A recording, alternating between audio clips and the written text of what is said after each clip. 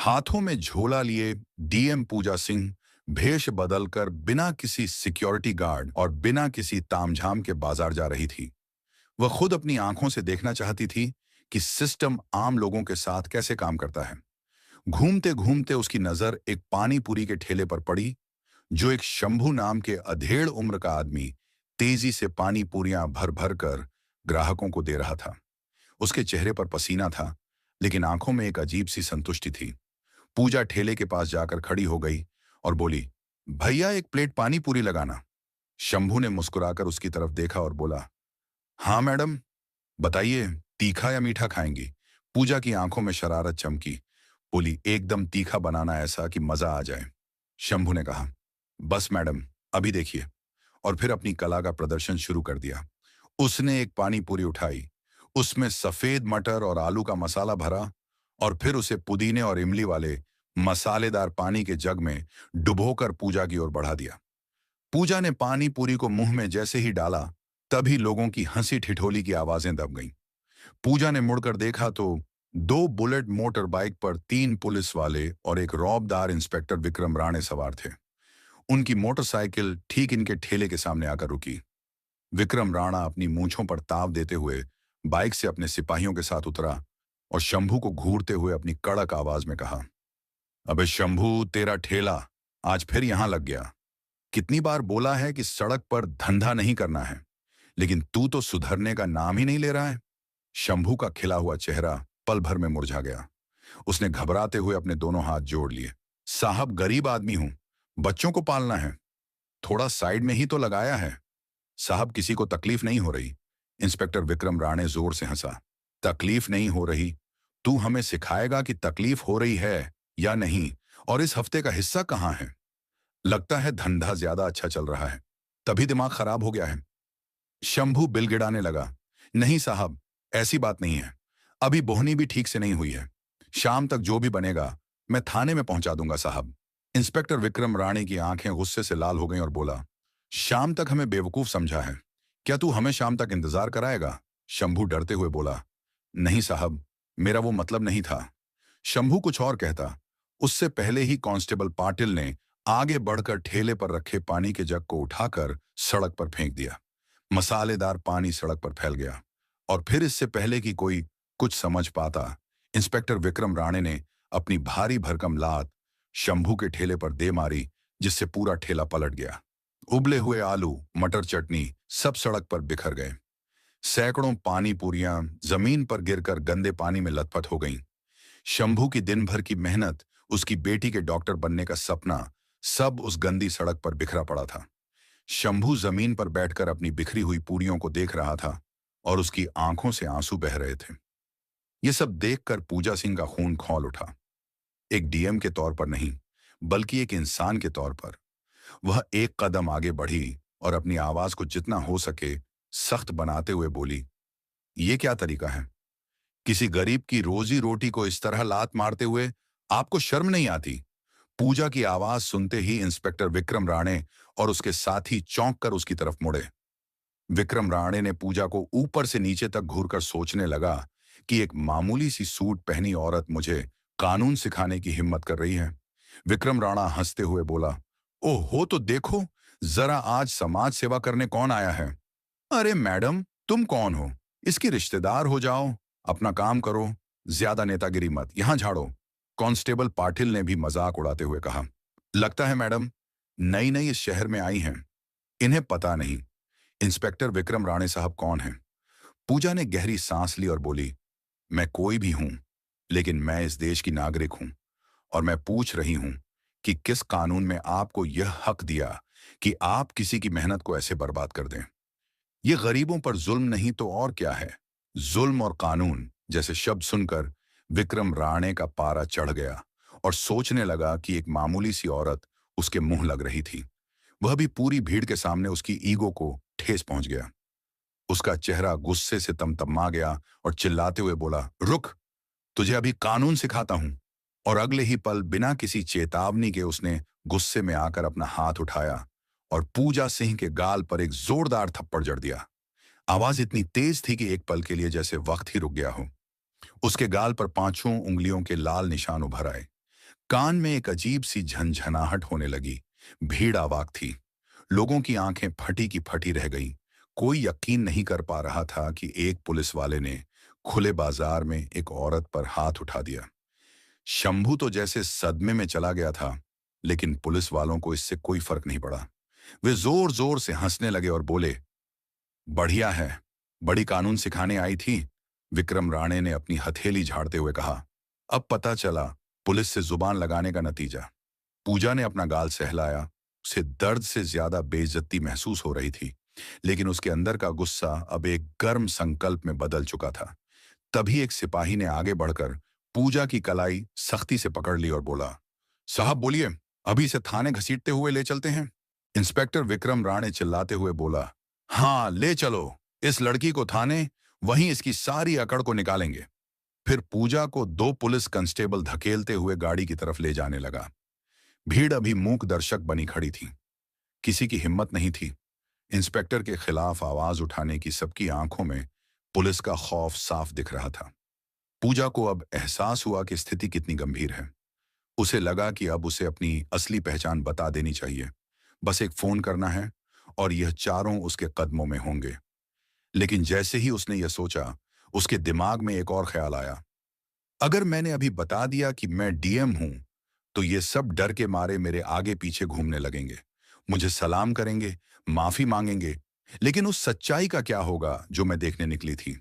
उस आम आदमी का क्या होगा जिसके पास डीएम का टैग नहीं है? उन हजारों लोगों का क्या होगा जो रोज इसी तरह जलील होते हैं और कोई उनकी नहीं सुनता? उसने मन ही मन फैसला किया, मैं अभी अपनी पहचान नहीं बताऊंगी। मुझे इस सिस्टम की गंदगी को आखिर तक देखना है। मुझे जानना है कि ये लोग एक आम बेसहारा औरत के साथ किस हद तक गिर सकते हैं। ये नाटक अभी और चलेगा। उसने कोई विरोध नहीं किया। पुलिस वालों ने उसे जबरदस्ती घसीटते हुए गाड़ी पर बिठाया और गाड़ी स्टार्ट हुई, पुलिस स्टेशन की तरफ बढ़ गई। पूजा खामोशी से बैठी रही। उसका चेहरा शांत था, लेकिन उसकी आंखों में एक तूफान पल रहा था। रास्ते भर पुलिस वाले बेहुदा मजाक करते रहे और वे बोल रहे थे, अबे यह औरत तो बहुत तेज निकली, लगता है किसी बड़े घर की है। तो किसी ने कहा, अरे नहीं रे, बड़े घर की होती तो भिखारियों की तरह खड़ी होकर पानी पूरी खाती, जरूर किसी के साथ भागकर आई होगी और अब हमें कानून सिखा रही थी। हाँ हाँ हाँ, थाने चलने दे, सारी हेकड़ी निकाल देंगे। विक्रम राणे साहब का हाथ खाकर कोई सीधा खड़ा नहीं रह पाता। पूजा ने उनकी हर बात सुनी, लेकिन एक लफ्ज सा नहीं बोली। वह हर चेहरे को, हर नाम को अपने जहन में कैद कर रही थी। थाना पहुंचते ही उसे गाड़ी से लगभग घसीट कर उतारा गया। विक्रम राणे ने चिल्लाते हुए आदेश दिया, डालो इसे लॉकअप में। एक महिला कांस्टेबल, जो शायद नाम की महिला थी, पूजा को पकड़ा और उसे औरतों के लॉकअप की तरफ धकेल दिया और बाहर से लोहे का दरवाजा बंद कर दिया। लॉकअप के भीतर का माहौल किसी नर्क से कम नहीं था। एक छोटा सा घुटन भरा कमरा, कोनों में गंदगी जमा थी। एक बदबूदार कंबल एक कोने में फेंका हुआ था। वहां पहले से ही दो और औरतें सहमी हुई बैठी थीं। एक की उम्र करीब 40 के आसपास थी। उसका नाम लक्ष्मी था और दूसरी एक 24 उम्र की लड़की थी। उसका नाम रीना था। पूजा को देखकर लक्ष्मी ने सहमी हुई आवाज में पूछा, बहन तुझे क्यों पकड़ा? क्या किया तूने? पूजा ने एक गहरी सांस ली। उसके गाल पर अभी जलन हो रही थी। उसने हल्की मुस्कान के साथ जवाब दिया, मैं एक गरीब की मदद करने की गलती कर दी। लक्ष्मी ने एक ठंडी आह भरी, गरीब, हम गरीबों के लिए इस देश में कोई जगह नहीं है बहन। यहाँ कानून सिर्फ अमीरों के लिए है। देख लेना, अगर तेरे पास पैसे नहीं हैं या कोई बड़ी जान पहचान नहीं है, तो यह तुझे बहुत सताएंगे। रीना, जो अब तक चुप थी, रोते हुए बोली, दीदी ये लोग बहुत बुरे हैं। मैंने बस अपनी पसंद के लड़के से शादी करने की सोची थी। मेरे घर वालों ने ही मुझे पुलिस से पकड़वा दिया। ये लोग मुझे सुबह से पीट रहे हैं, कह रहे हैं कि कबूल कर कि तूने चोरी की है। पूजा का दिल दहल गया। ये थी जमीनी हकीकत, ये था वह सिस्टम जिसकी वह मुखिया थी। कुछ देर बाद इंस्पेक्टर विक्रम राणे खुद लॉकअप के पास आया। वह पान चबा रहा था। उसने लॉकअप की सलाखों से पूजा को घूरते हुए कहा, तो मैडम, समाज सुधारक कैसा लगा हमारा सरकारी मेहमान खाना? पूजा ने बिना डरे उसकी आंखों में आंखें डालकर कहा, इंस्पेक्टर तुमने अच्छा नहीं किया। तुमने अपनी वर्दी का अपमान किया है। विक्रम राणे जोर से थूका, वर्दी का पाठ मुझे मत पढ़ा। चुपचाप इस कागज पर साइन कर दें। इसमें लिखा है कि तूने सरकारी काम में बाधा डाली और नशे में धुत होकर हंगामा किया। साइन कर और दफा हो जाए यहां से। पूजा ने कागज की तरफ देखा और बोली, मैं किसी झूठे कागज पर साइन नहीं करूंगी। मैंने कोई गलती नहीं की है। विक्रम राणे हंसा और बोला, नहीं करेगी तब ठीक है, यहीं सर मच्छर काटेंगे, तब अक्ल ठिकाने आएगी। फिर उसने गंदी मुस्कान दी और बोला, दूसरा तरीका भी है हमारे पास। पूजा समझ गई कि उसका इशारा किस तरफ है। उसे घिन आ रही थी।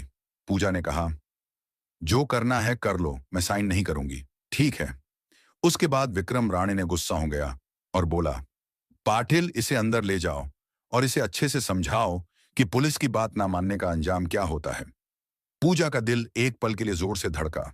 2 सिपाही लॉकअप के अंदर आए। चल बाहर निकल। पूजा अपनी जगह से नहीं हिली। वह बोली, मैंने कहा ना मैं बेकसूर हूं। अचानक एक सिपाही ने आगे बढ़कर पूजा के बालों को जोर से पकड़कर खींचा। अबे सुनती नहीं है क्या, साहब बुला रहे हैं। दर्द की एक तेज लहर पूजा के सिर से होती हुई पूरे बदन में दौड़ गई। उसका सिर पीछे की ओर झुक गया। छोड़ो मुझे यहां, ये तुम गलत कर रहे हो, वो चिल्लाई। सिपाही ठहाका लगाकर बोला, बड़ी आई न्याय की देवी, यहां हमारा कानून चलता है, समझे। उन्होंने पूजा को जबरदस्ती घसीटते हुए लॉकअप से बाहर निकाला और एक छोटे अंधेरे कमरे में ले जाकर जमीन पर धक्का दे दिया। पूजा जमीन पर गिर पड़ी। उसकी सूट का पल्लू खुल गया था। इंस्पेक्टर विक्रम राणे भी उस कमरे में आया। उसके हाथ में एक लकड़ी की मोटी छड़ी डंडा थी। अब बता, उसने डंडे को अपनी हथेली पर मारते हुए कहा, साइन करती है या यह डंडा तेरी सारी समाज सेवा निकाल दे। पूजा ने सिर उठाकर उसकी आंखों में देखा। उसका खून खौल रहा था। यह बर्बरता की हद थी। पूजा ने अपनी आवाज में जितनी ताकत थी उतनी बटोर कर कहा, मारो मुझे, लेकिन याद रखना, हर एक चोट का हिसाब देना होगा तुम्हें। विक्रम राणे हंसा।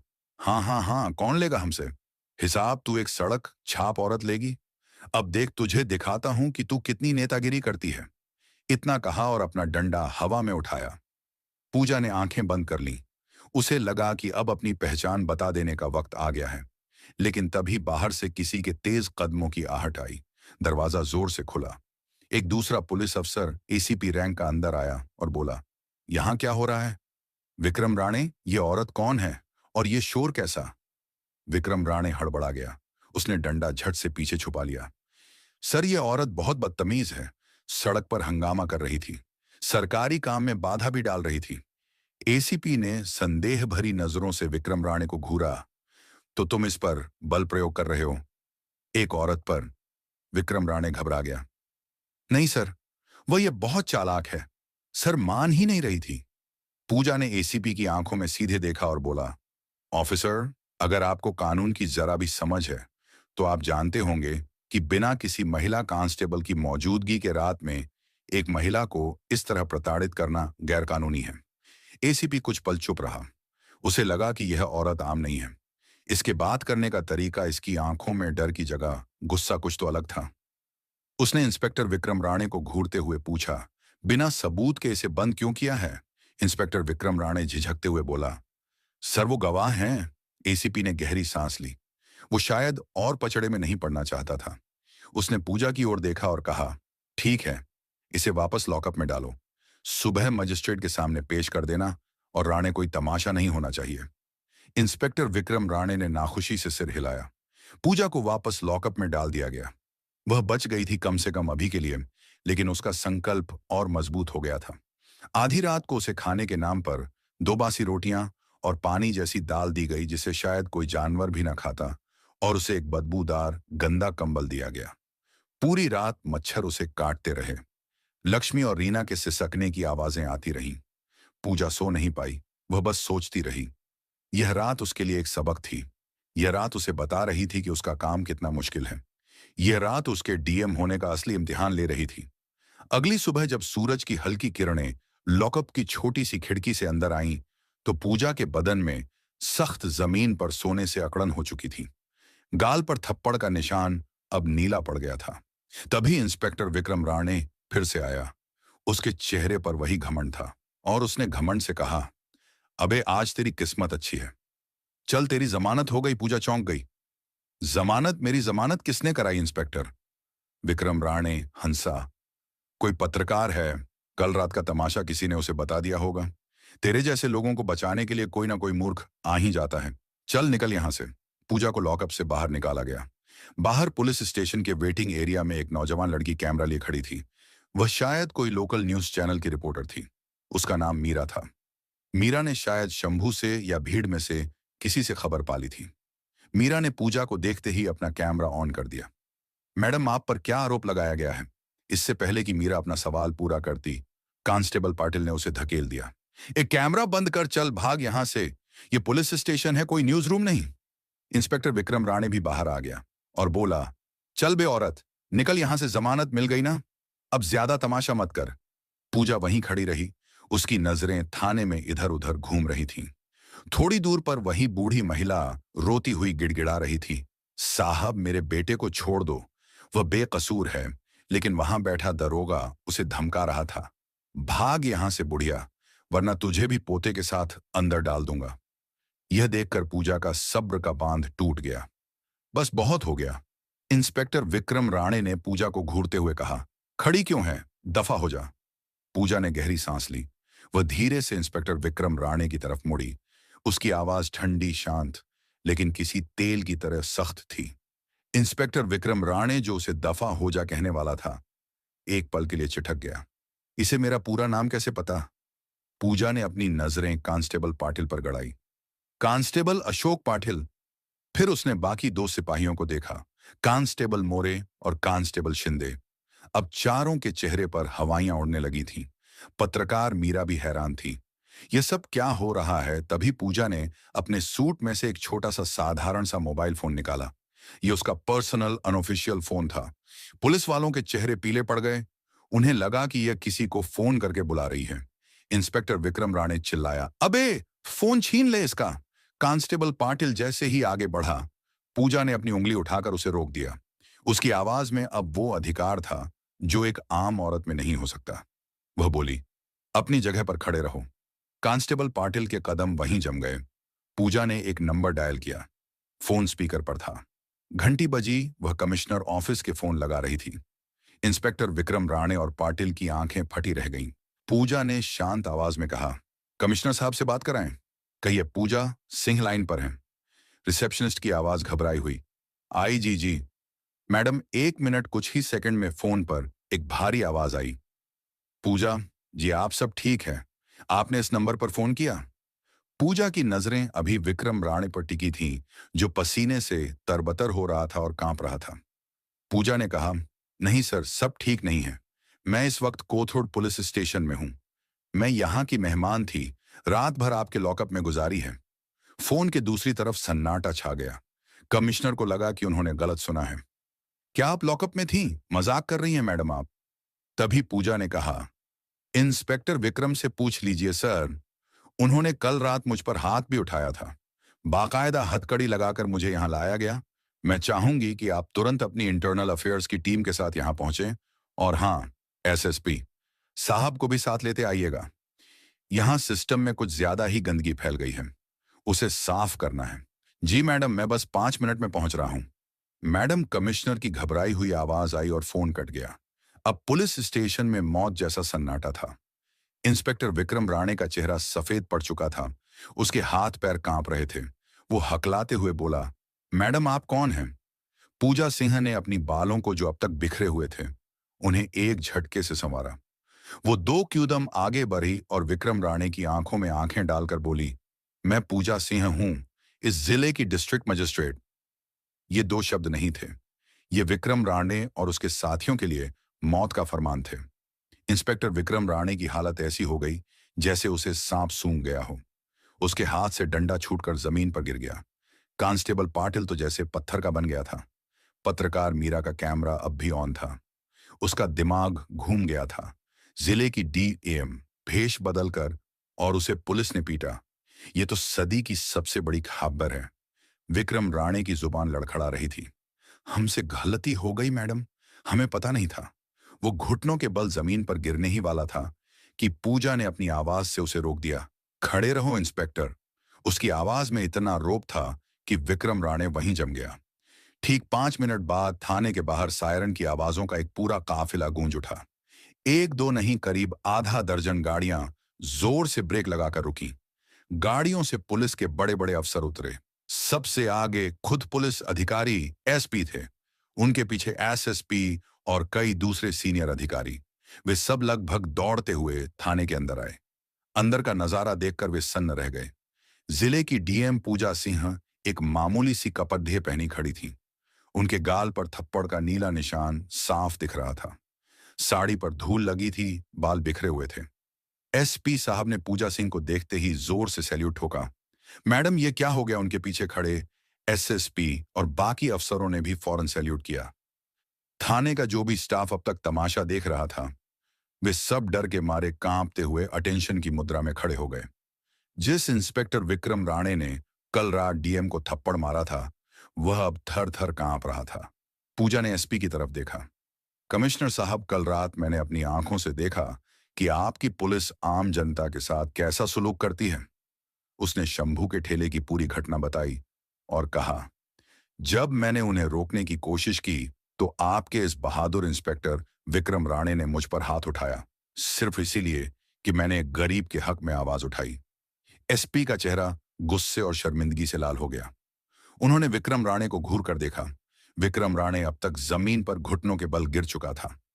वह दोनों हाथ जोड़कर गिड़गिड़ा रहा था। मैडम, मुझे माफ कर दीजिए। मेरे बच्चों का वास्ता है मैडम। मुझसे भूल हो गई। मैं आपको पहचान नहीं पाया। पूजा की आंखें आग उगल रही थीं। बस यही तो दिक्कत है। पूजा जोर से गरजी। तुमने मुझे इसलिए नहीं पीटा कि मैंने कोई जुर्म किया था। तुमने मुझे इसीलिए पीटा क्योंकि मैं एक आम औरत दिख रही थी।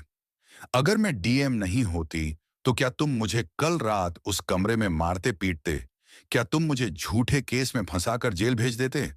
बोलो। विक्रम राणे के पास कोई जवाब नहीं था। वो बस माफ कर दो मैडम रट रहा था। पूजा ने लॉकअप में बंद लक्ष्मी और रीना की तरफ इशारा किया। कमिश्नर साहब, उन औरतों का क्या क्या, उनका कोई हक नहीं है। ये पूरा थाना ये आपकी नाक के नीचे जुल्म का अड्डा बना हुआ है। पत्रकार मीरा ये सब रिकॉर्ड कर रही थी। ये पूरा ड्रामा लाइव जा रहा था।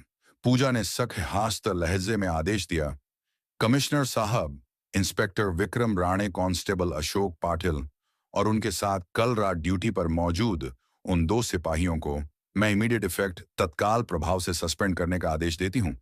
और सिर्फ सस्पेंशन नहीं, पूजा ने कहा, इन सब के खिलाफ एफआईआर दर्ज होगी। मुझ पर हाथ उठाने के लिए, सरकारी काम में बाधा डालने के लिए, जो असल में मैं नहीं, ये डाल रहे थे।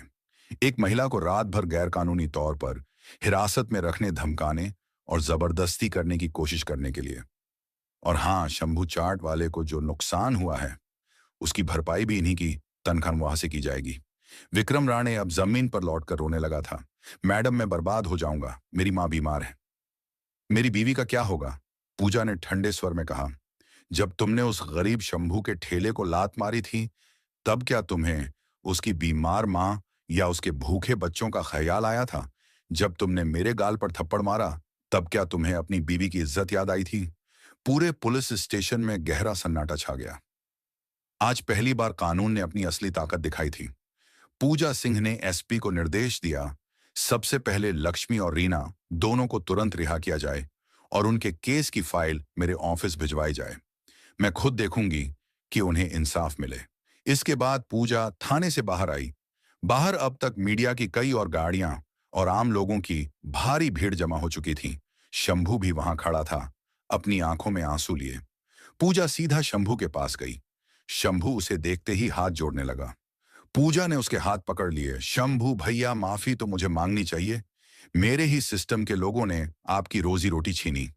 मैं वादा करती हूं आपका ठेला आपको वापस मिलेगा और पूरे सम्मान के साथ। आपको म्यूनिसिपल कॉरपोरेशन से ऑफिशियल लाइसेंस भी दिलवाया जाएगा।